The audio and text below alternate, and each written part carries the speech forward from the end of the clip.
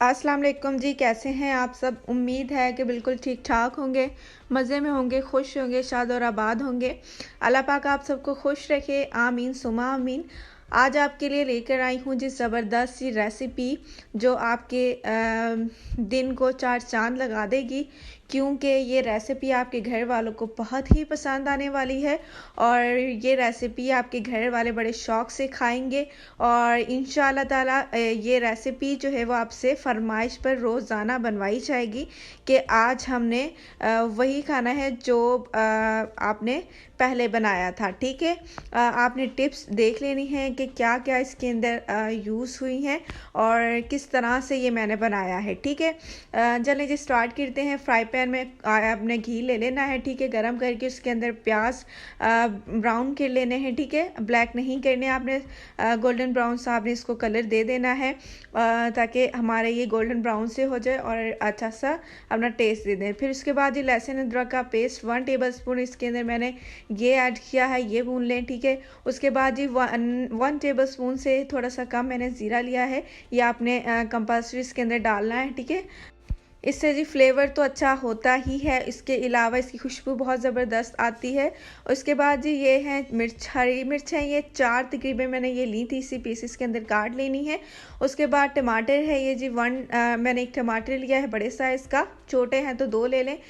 इस तरह से काट के आपने ये डाल लेने हैं और थोड़ा सा फ्राई कर लेना है और सॉफ्ट होने तक हमने इसको पकाना है।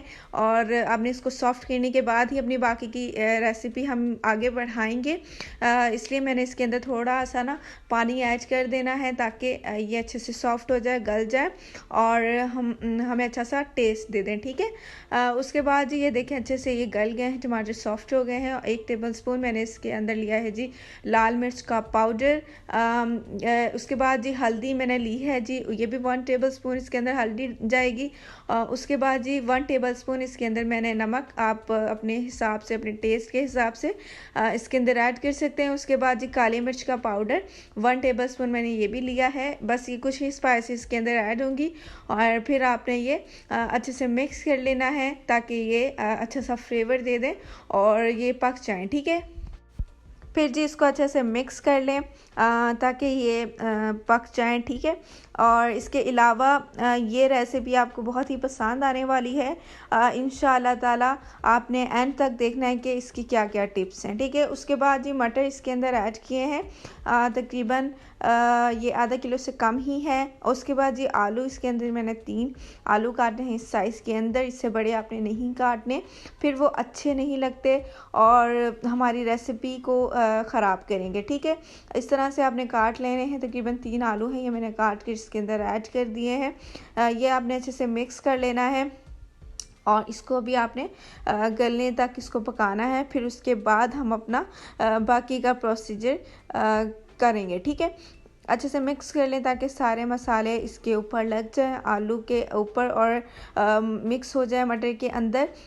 ठीक है, उसके बाद थोड़ी देर के लिए आपने इसको छोड़ देना है ताकि ये अच्छे से मसालों में भुन जाए। ठीक है, उसके बाद पानी डाल लें, थोड़ा सा पानी डालकर आपने इसको रख लेना है ताकि ये हमारा जो मटर आलू हैं वो गल जाएं अच्छे से और फिर सॉफ्ट भी हो जाएं ताकि अच्छे फ्लेवर में ये आ जाएं। ठीक है, फिर ये मैंने ढक के ये तकरीबन 5-6 मिनट रखा है। उसके बाद ढक्कन उठा लें और फिर ये देखें जी ये हमारे सॉफ्ट हो गए हैं और अच्छे से गल भी गए। स्टेज पर आकर आपने इसको चेक कर लेना है कि इसमें मिर्च और नमक बराबर है आपके टेस्ट के हिसाब से। ठीक है, उसके बाद 1 टेबलस्पून इसके अंदर गरम मसाला ऐड करना है।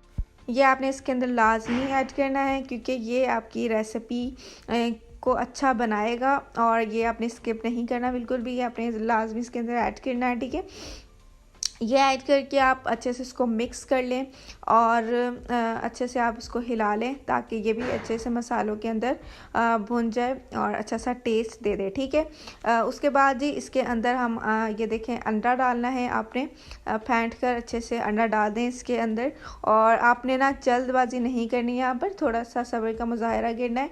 मतलब कि आपने इसको बस इस तरह से अपने चमचे के साथ फैला देना है, ना कि आपने ये करना है कि आप इसको अच्छे से बस जल्दी जल्दी से मिक्स करने लग जाए, ऐसे नहीं करना। आपने ढक कर इसको तकरीबन 5 मिनट के लिए रख दें, जब तक हमारा अंडा पक नहीं जाता तब तक आपने इसको रखना है, ठीक है। ये देखें जी, इस तरह से पक जाएगा। इससे फ़ायदा ये होगा कि आप जब जल्दी जल्दी हिला देंगे ना तो वो फिर रेज़े रेज़े से हो जाएंगे, वो अच्छे नहीं लगते, ठीक है। इस तरह से करेंगे ना तो फिर आपके अंडे जो है ना वो उसके पीसीस जब आएंगे ना आपके आलू अंडे में, ओ सॉरी मटर आलू में, तो ठीक उसका जो टेक्सचर होगा, उसका जो लुक होगा वो बड़ा ज़बरदस्त होगा और टेस्ट तो फिर माशाल्लाह से बहुत अच्छा होने वाला है, ठीक है। उसके बाद इसको मैंने थोड़ी देर के लिए ढक दिया है ताकि अच्छे से ये सब मिक्स हो जाए, अच्छे से ये मसाले एक दूसरे के ऊपर आ जाएं, ठीक है। उसके बाद मैंने 1 टेबल स्पून इसके अंदर कसूरी मेथी ऐड की है। ये आपने लाजमी ऐड करनी है, खुशबू बहुत अच्छी आती है। फ्रेश हरा धनिया मैंने काट कर इसके ऊपर ऐड कर दिया है। फिर इसको अच्छे से आप हिला लीजिए और अब एंड पर हमारी ज़बरदस्त सी चीज़ जाने वाली है जो आपके बच्चों को ख़ास पसंद आती है। और ये जी उबला हुआ अंडा है, ये मैंने एक बॉयल कर लिया था और स्लाइसिस के अंदर इसको काट लिया है। ये आप ऊपर डाल दें और ये जो है वो बच्चे अगर नहीं खाते हैं ना तो ये देख कर फिर वो ज़रूर खाएंगे कि अंडे हैं तो हमने ये खाना है, तो इसलिए इसके ऊपर आपने ये डाल देना है। फिर ठीक है, इसको इस तरह से मिक्स कर लेना है। ज़्यादा चमचा नहीं हिलाना कि सारे टूट जाएं और टूट फूट का शिकार हो जाए। इस तरह से हल्के हल्के हाथों से हिला देना है और ताकि मसाले सारे एक दूसरे के ऊपर लग जाएं और इस तरह से एक फैमिली की तरह रस बस जाए, ठीक है। फिर उसके ऊपर ढक्कन दे देना है और फिर 2-3 मिनट रख कर ये देखें जी, तकरीबन हमारा जो सालन है वो हो गया है जी तैयार। खाने के लिए बहुत ही मज़े का बना था और मुनासिब सी हमारी ये पैसे और वक्त के लिहाज से मुनासिब सी हमारी रेसिपी हो गई है तैयार।